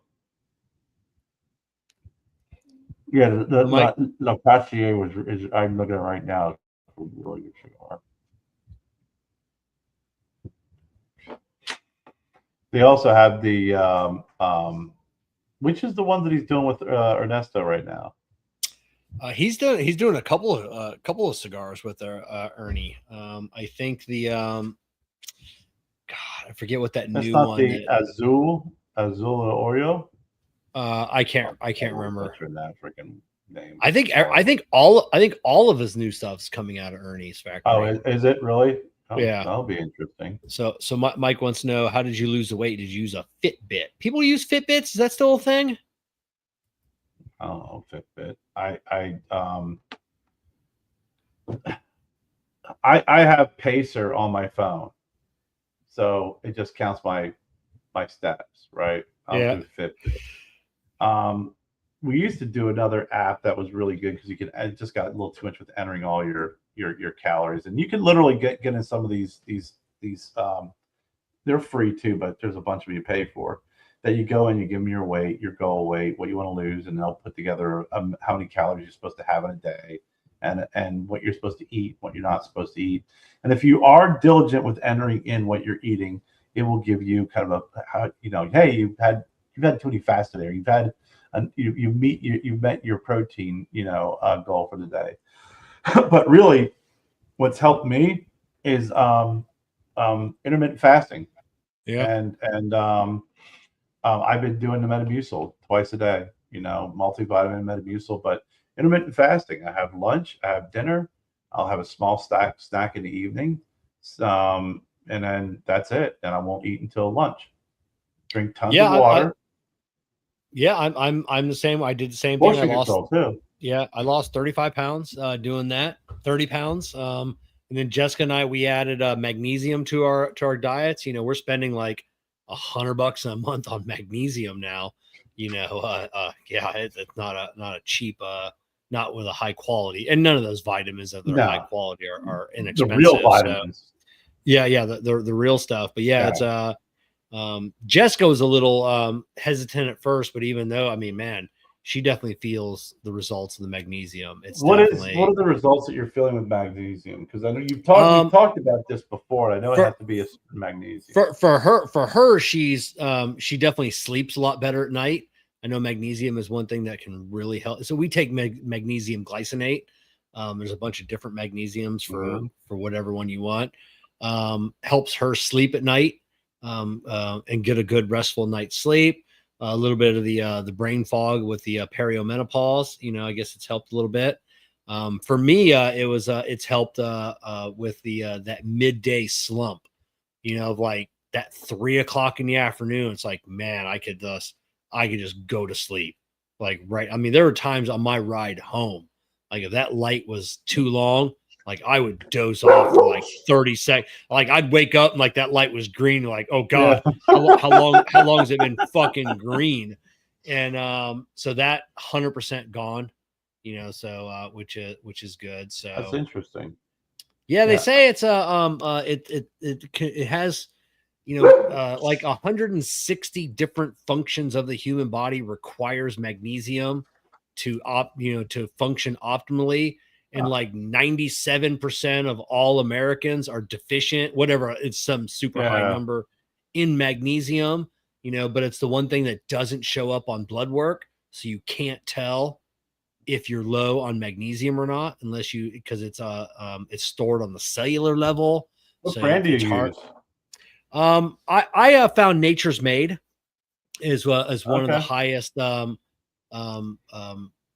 and this is like a month of research on magnesium and everything else. So luckily for them, like I said, they just had a big sale, the other day. It was like 30% off. So I bought like 3 bottles. Jessica bought like 3. So whenever they have a sale, we'll buy like 3 bottles each. And, so to try and stock up for a couple of months at a time. But yeah, it was, like I said, I did a lot of research, hundreds of videos on magnesium and everything else. And I take she takes 300 milligrams a day. I take 400. So she takes three pills. I take 4. But yeah, I'm happy with it. Happy with the results so far. But yeah, it's just staying healthy. I remember a friend of mine, his wife years ago, and she was on all kinds of meds for depression and diabetes and for her heart and everything else. And I remember he telling me there at a doctor's appointment one day, and she was complaining about all the medicine or all the meds that she was on, and the doctor goes, lose 150 pounds, you'll stop taking all of these medicines and you'll never see me again. Yep. She wouldn't do it. She couldn't do it. Well, a lot of people it's like I can still live my lifestyle and take these pills and still, have my numbers be good, but there's a direct cause and effect. Mike, there's another person I would recommend you look up. I had him on a show years ago, Corey Gregory. Now, Corey Gregory is a fitness model, but he's also a power lifter, weightlifter. He's the he's worked with a lot of professional athletes, Arnold Schwarzenegger, and he does this program, which is intermittent fasting, and it also does the high protein diet. So, like for lunch, he'll do nothing but protein, a vegetable, and then a good fat like nuts or avocado. For dinner, same thing: protein, avocado. Then at night around 9 o'clock, he'll have a half of a sweet potato, and he'll do a carb like that because when you sleep, apparently when your insulin spikes, it brings in along HGH, it brings along testosterone, and I've done that in the past. It's worked well for me, as well. But at that point, I think for me, I just was not, ready to fully understand that this isn't a diet now. This is a new lifestyle. Like I'll have one day a week where probably like on a Sunday where I'll wake up in the morning, I'll have breakfast. I'll have like a bagel or something. For me, it's Sunday. I love my bagel. I love eggs. I love bacon. But that's it. But every other day, like every day of the week, I won't eat anything until noon. The other thing I do as well is I've done a few close to 24-hour fasting. I've done 22 hours. Every week or two, it is good to do a 24-hour fast. I've done it a couple of times, and it's really helped. And Kevin, I know I've shared this with you guys before in the show. A couple of months ago, I had a real bad GI issue, and I stopped drinking coffee, everything, and and it just went away. There's no rhyme or reason to it. I had no other side effect except for freaking a little bit of watery stuff. For 5 days straight, I have not had coffee. I've had coffee maybe three or four times since then. I don't drink coffee in the morning anymore. I don't drink coffee anymore, period. And I have found by not drinking coffee in the morning and drinking water, every once in a while I'll have a cup of tea. I'll have either green tea or black tea. And Jennifer, I drank that new tea this morning. It was pretty good. I'll have a cup of tea like maybe twice a week. I have more energy. Like you talk about that 3 o'clock like nosedive. I used to get that. I used to get that 11 o'clock. And then what I would find is I always kind of felt like I was chasing the dragon. I always felt like I'd crash, and then I'd have to eat something to kind of get my sugars, get my insulin spike. Yeah. And I kept doing this up and down, up and down, up and down. Now I am amazed at just how much energy I have throughout the day. I don't get that lull anymore. I don't get that crash anymore. And I eat less, and I have no coffee. It's all water. Like I'll have some vitamin water from time to time in the afternoon. I would have a Diet Coke or we had Diet Pepsi here.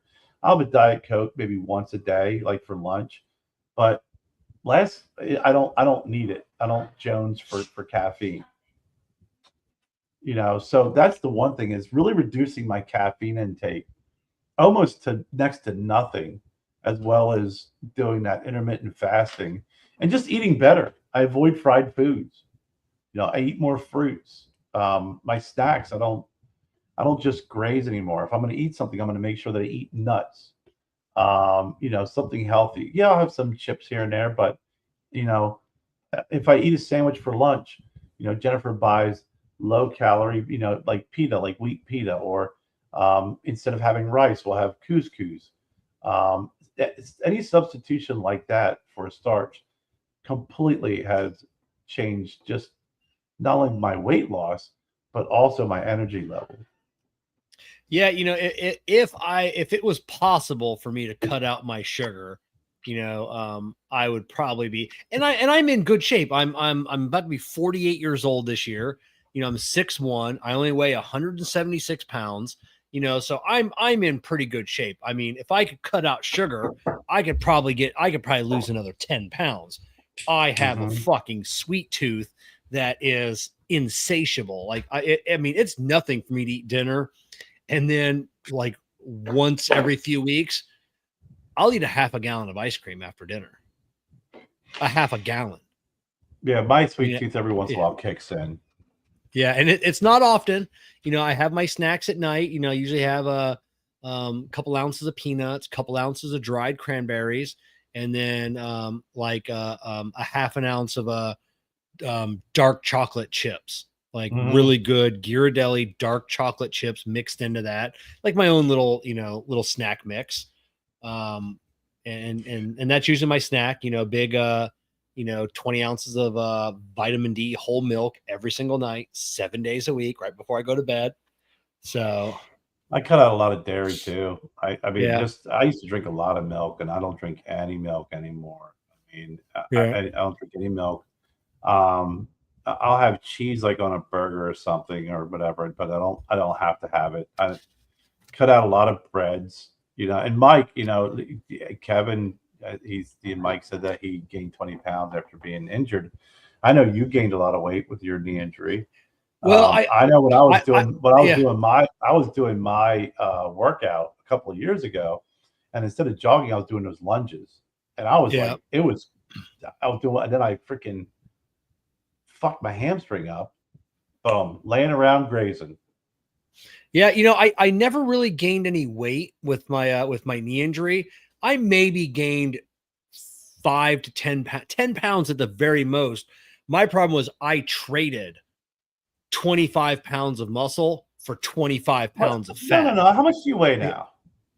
I weigh I weighed myself the other day. It was 175 or 176. You were close to 200 pounds when you had your knee injury. I was always about 185. That was like my always 185 to 187. So usually when I crept up to 187, I'd cut back on the snack. So 185 was it. I hit 199. Yeah. So maybe don't 15. Don't say I only gained 5 pounds when I was injured. Yeah, Jessica, maybe 15. But 199, Kevin. But I did trade a lot of muscle mass. Well, yeah, of course you can do that for a lot of fat, and it was all around my stomach. And but yeah, so so it took, and that's when I went back to work after being injured, 9 months. I found the intermittent fasting, and I'm the perfect guy for, like I said, because I'm extremely obsessive compulsive. Not like other people are like, oh, hey, I've got OCD. I hate people like that. I'm extremely obsessive compulsive. So a diet for me, that's easy. Like, you know me with food, I'll eat the same thing. Like I'm battling right now. It's June, and I still haven't figured out what I'm eating for lunch every day. It's I eat the same thing for lunch for an entire year. So 2021, 22, 23, 24, ate the same thing every year. Usually January 1st, I decide, okay, I'm going to try something new for lunch, and I'll eat the same thing every day until December 31st. And then I try. So now I'm on like my 4th different, lunch for this year, and it's aggravating me to fucking no end. I'll try something for a month. A groove? I haven't gotten a groove. I did salads for a couple weeks, and now I've got like this little mini charcuterie board that I'm going to try for a couple of weeks. A little bit of meat and cheese. I was doing peanut butter for a while, and I just can't get in the groove of a lunch. So I don't know, but yeah. So anything like intermittent fasting for me is easy. And your body, and it's funny because I know every day at 10:30 I take my Metamucil, and then I'll eat my lunch between 11 and 11:30, anywhere between a half hour and, an hour later. And it's been off for the last couple of months because I've been on light duty at work. But before that, I would just be working on a car or walking across a shop, and like, I'd get like this stabbing in my stomach, and I'd pull out my phone, 10:29, 10:28, 10:31. Like my body fucking knows exactly when 10:30 is. Yep. It's I poop at 4:05 every day. My clock, I said, by 11:05 at night, which is 20 minutes past, because I set my alarm clock. My clock in my bedroom is 20 minutes fast. It's just a mental thing for me. Yeah. So, but when my eyes see like 11:01, it's like, hey, Kevin, it's time for bed. It's almost 11:05. by Yeah. 11:06, I'm out fucking cold. Yeah. So I'm, being No. obsessive like that it's good on. Well, it's a routine. I mean, you have to have a routine. That's why I said, I prefaced the fact that it's, for me, it's not a diet. It's just you have to be committed to changing your lifestyle. A Yeah. diet, if you go on a diet, you're going to gain your weight back. Yeah. If you're going to shift the way that you're eating now to lose weight, you're going to shift back to the way you were eating prior, and you're going to gain your weight back. You have to make a decision of saying, okay, what's my problem? Do I eat too many sweets? Do I not get enough exercise? Do I eat too much fried food? Do I eat too much fast food? Where are my pain points, and how do I adjust this? Where the cardiologist said, hey, you just have to make the right decision 80% of the time. You can fuck around that other 20%, which is why you have your cheat days, or you have a cheat meal, or Kevin, I would wake up in the morning, I come downstairs, I'd make a bagel or a croissant. I'd toast it. I would just freaking load it up with crunchy peanut butter. Yeah. Oh, that's my favorite. Right there, I just probably consumed about 800 calories. Yeah. Probably more. I'd have a couple of cups of coffee, and then that was my morning. Then it'd be like 10 o'clock, boom, I'd crash. So then I'd grab a freaking snack, and I'd start eating freaking Chex Mix and freaking nuts. And then by the time lunch came around, I would eat whatever was in the refrigerator or whatever. I'm in a hurry, got to make my oodles and noodles. Right there is another freaking 600 calories of just pure shit. And then for dinner, I would eat, whatever was made. I'd eat a big plate of it. And then, of course, it was like, oh, we got some ice cream. Load me up. Let's get a big old eat the ice cream. And it was like, okay, I probably consumed about 5,000 calories, 4,000 calories. I consumed the same amount of calories as freaking Michael Phelps. And then I look at my freaking pacer. It's like, hey, are you still alive? Because I think I caught like maybe 120 steps, and it just seems like that's the amount of steps between your desk to the refrigerator. So at that point, you're like, okay, well, I got to change this pattern, because if you don't, you're always going to fall back into it. And it was like, the one diet I was doing, it was like cheat day. It's like, I'm gonna do a cheat day, and it's like, oh, maybe I'll do a cheat day and a half. Well, maybe if I just do 2 cheat days. Now, my cheat moment is out. Jennifer and I, one night I'll have a little bit of ice cream. I'll sit down, but then I'll make sure, like, the next couple of days, that I'm really, really strict, and I kind of fall back into my routine a little bit more strict. Or Sundays, like I said, I'll have a breakfast. I'll have either a bagel or something like that, or that's definitely mine. Yeah, I remember. I mean, if anybody followed me on Instagram when I was down with my knee injury and doing a video every day, I mean, my breakfast was 2,000 to 3,000 calories. Mm-hmm. When you paired a Monster Energy with bacon, eggs, sausage, toast, or a bagel, and potatoes and hash browns, and like I said, it's 2,000 to 3,000 calories every day, and then you follow me for lunch, and it was pizza rolls or bagel bites. And, I was probably consuming 5,000 to 6,000 calories a day. And thank God I have a high metabolism, because I easily could have put on, in 9 months, 50 to 60 pounds without easily. And so thankfully, like I said, it's, I'm naturally tall and thin, but it's helpful. Yeah, it's definitely helpful. But really, I tell a lot of people, don't worry about a diet. Don't worry about what you eat. Start the intermittent fasting. Continue eating whatever you want to eat. Just, you want to eat garbage. What, for those times that you're not fasting, but then you're going to find out that you're really not that hungry. And I think you're naturally going to go away from a lot of those bad foods. But just try intermittent fasting. Start there for a couple of months, and I think you'll find that you'll want to start eating better, and then more importantly, a lot less and small portions. I mean, that's the intermittent fasting. I do like you. I get up in the morning, and I'm trying to find my groove with vitamins because I want to take powder form vitamins where it absorbs into into your body more efficiently than taking a pill. We got some gummies, some chewables. This vitamin I'm taking is pretty good. And then in the morning I have that, and I have my Metamucil first thing in the morning. Yeah, the Metamucil has been a game changer for That's me. a good appetite suppressant too. It very is, because it's psyllium husk. It expands in your stomach, so that's why I take it 30 to 45 minutes before I eat. Like the other night, we went out to our favorite Mexican place. I made sure I did not take it because I wanted my giant burrito and I wanted all my chips and I wanted to be able to eat all of it. So I did not take my Metamucil because I wanted to eat all. And it's for the first time. Jessica had mentioned it.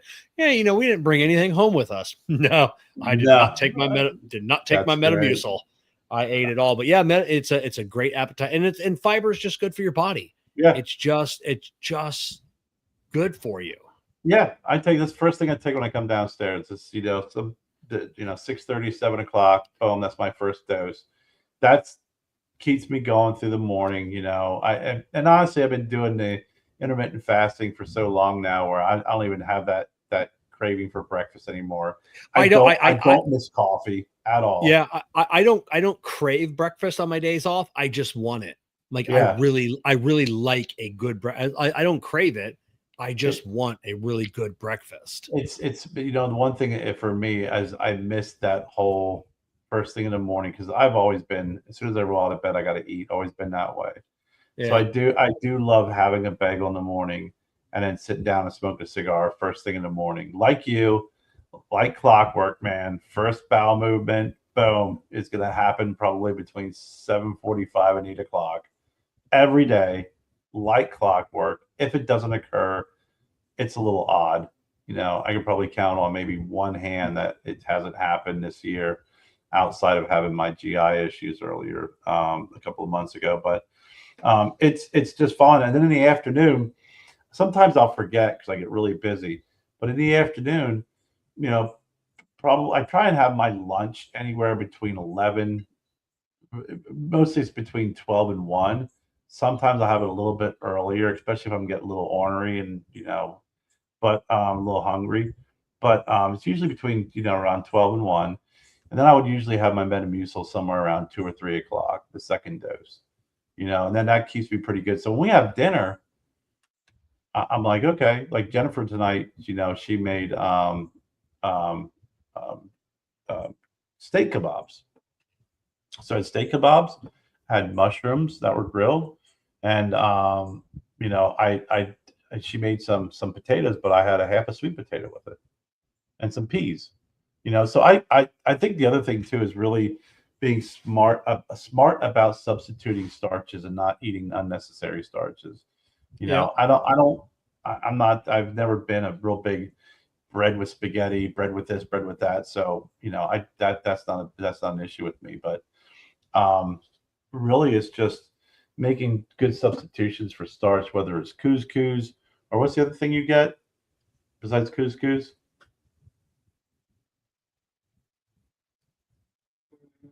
All right, I'll go back to chef later on. Yeah. That. But then there's another grain that we use that is a substitute for rice or for potatoes that you would make sometimes as well. But that's healthy. That's good for you.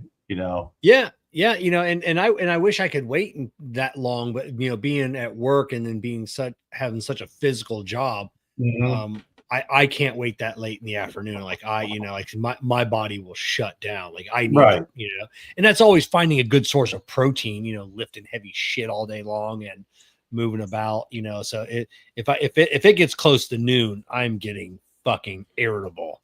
If I haven't had any food yet. So, but then we eat dinner. I mean, between 4 and 5 o'clock, if it's 5 o'clock, it's late for dinner. My daughter always jokes, like they don't eat dinner until like 8 o'clock at night, 9 o'clock at night. Yeah. Like, they're young. That's dinner time. Like dinner, like fucking going to bed. You guys are just thinking. I know, right? Quinoa. Yeah. Quinoa. Yeah. Quinoa. Yeah. I kind of go back to the way, Yeah. growing up, my Listen, dad. you want to be on the show, you come put your headphones on. I can Yeah. hear. Yeah, she's letting me know. So But yeah, we like growing up, my dad worked, swing shift. So we always had dinner at 4 o'clock, he's at during the day shift. And here we usually have dinner anywhere between, 5 and 5:30, generally when we're going to eat dinner. I'm done with my work day. Jennifer's now, not unlike you, I don't have like a physically demanding job. yeah. One of the things that we've been looking into, because now I'm about 10 pounds away from my goal weight. And what? Jen's 10 pounds away from her goal weight. But I always said, I promised, once when I hit my goal weight or close to it, I want to join the gym and start lifting weights again. Yeah. Here's my problem. I have some weights here at home and I've lifted. As soon as I start lifting weights, I eat like there's no tomorrow. Yeah. Always been that way since high school, college. When I'm lifting, I will just eat anything that's not nailed down. And I have to be smart about the proteins and get the right protein shakes and mix and eat the right foods when working out, because I could easily slip down that path of just consuming a massive amounts of calories. Yeah, and at our age, we need to find the foods that are going to naturally boost our testosterone, because obviously the older we get, the less testosterone we have, the more apt we're going to get injured at the gym. Oh yeah. But I could never lift weights at home. Years and years ago, I'd have weights at home, and when you get home, you don't want to lift weights. I'd always, I was a gym rat for years, 5 days a week. I'd leave work and go to the gym. Like I could not come home first, because if I come home, you get in that air conditioning. Let me just check the mail real quick, and it's like, no, you're done. So you just got to leave work, got to go straight to the gym. And I'd love to get back to the gym, but with shoulder and my back and my knee, for me, it's out of the question. It's not going to happen. Just even doing light weights, I think that's the one thing I've always complained about. Like, oh, I'm getting older, it's 55 and blah blah blah. But you know what? I gotta incorporate it for me in the mornings, because I am a morning gym person. But again, okay, intermittent fasting. Learn from Corey Gregory. If you lift weights in the morning, if you drink a protein shake, it doesn't count as a meal. Yeah. Because you're just replacing what you just did, and you're repairing what your body just did. But that is for me, because at the end of the day, I just want to be done. Come 5 o'clock, I'm done. It wasn't like when I was younger and I was on the road a lot, where I was like, okay, I'm done work. I have my gym bag. I'm going to the gym. I'm going to lift weights. I'm going to play some basketball, and then I'm going home.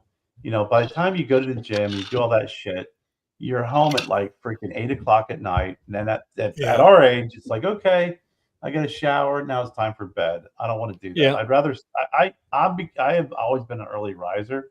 So I want to get that shit knocked out first thing in the morning. So I think probably over the next couple of months, we're going to be looking at joining a gym. So I'm hopefully going to get up in the morning, go right to the gym, work out, and come home. Yeah, I'd like to get back on. I bought a really nice stationary bike, and I was doing good on that for a month and a half before I got my re-injured my knee. And good on that. 3 to 4 days a week. 30 minutes to an hour, and so hopefully I can get back on that. As soon as we figure out what's going on. Matt Bruger says he is well, yeah. I mean, listen, you own a tree service and climbing trees. I did that for a summer. Yeah. I mean, that's a rough gig. That's a lot of physicality. But again, like Kevin's job, you're burning a lot of calories. So you have to, when you have a physically demanding job and you burn a lot of calories, but you have to make sure that the calories that you're taking in are the proper calories, and try and get as best timing of when you're eating those calories. Especially, I knew when I worked at the tree service, we'd be there crack of dawn. I'd be at the guy's place, and then we would go on our whatever we're gonna do. one day a week we mowed lawns until like I swear to God we had flashlights on our lawnmowers. But the other days, and we work 6 days a week. The other days we were dropping trees, doing, clearing out, doing all that stuff. And I had a guy who climbed trees, and I kind of was the grunt work and everything.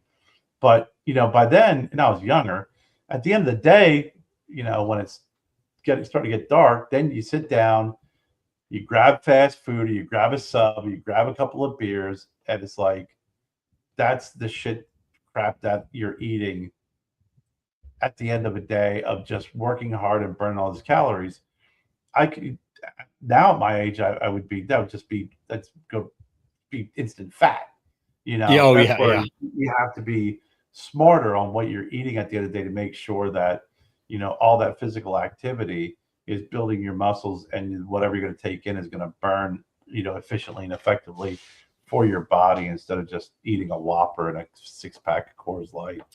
Exactly. And the older you get, the harder it is. I look around all my neighbors that are retired, and they're all fat because they don't do anything. We got one neighbor, like I said, Harry, great shape, stays active. He's like, I think he's like 70, but if you looked at him, you'd swear he was my age, but he skis and snowboards, and cause he's lives up in New York, most of the time. Yeah. And stays active and all that. And then, he should be an inspiration for all of these retired fat guys that live around me, but he's not. They just like funny. That's it. So on that note, yeah. I was just looking at, he said he's 46, 5'7", and 215. You hit 40, buddy. Everything just freaking comes to a screeching halt. That's it. That much. And then when you hit 50, knows. When you hit 50, it starts to reverse. So it's like I look at a freaking burger and I'll gain 5 pounds. It's just terrible. So, Kerr, another great show. Yeah. Oh God, I can't believe it's been 2 hours already. Yeah, I know. We'll be back this Monday night, or next Monday night, for the I Tap That Cigar Show. We got the guys from HDA Cigars on. And going to be a good show. So if you're watching this on the Puff and Ponder YouTube channel, or the Puff and Ponder podcasting, we also do another show called the I'd Tap That Cigar Show, where it's as you can see, Kara and I were smoking cigars tonight, but this is not a cigar centric show. That show is a cigar centric show. Usually we have guests on when we do that. So check us out on the Cigar Prop YouTube channel. Or Rumble, or the podcast channel, and if you're interested in hearing anything about that. So, all right, Kerr. Anything else to? Did you see the actor who played John Redcorn in King of the Hill? Got shot. Yeah, I saw that. Man, I was just a little bit before the show started. I saw that on my Google feed. Man, tough. Life is short. You never know what's going to happen, man. I always tell folks, enjoy good conversation. That's what we do on this show. We smoke cigars. It's not cigar oriented, but we enjoy good conversation and just shoot the shit. So, life is short, man. Reach out to friends and family. Have a good conversation. If you can enjoy a cigar, even better. That's it. Add Metamucil to your diet. Intermittent fasting. That's the message of the evening. Metamucil, intermittent fasting. See everybody next week. Welcome to the Puff and Ponder podcast, where conversations ignite. Here's Kevin and Herb. Grab your seat, light it up, let's unwind. Kevin and Herb with stories in mind. From tech tips to last night's game, join the talk, you'll be glad you came. Puff and Ponder's Forks take flight, where conversations ignite. Tune in now, don't hesitate. It's the show that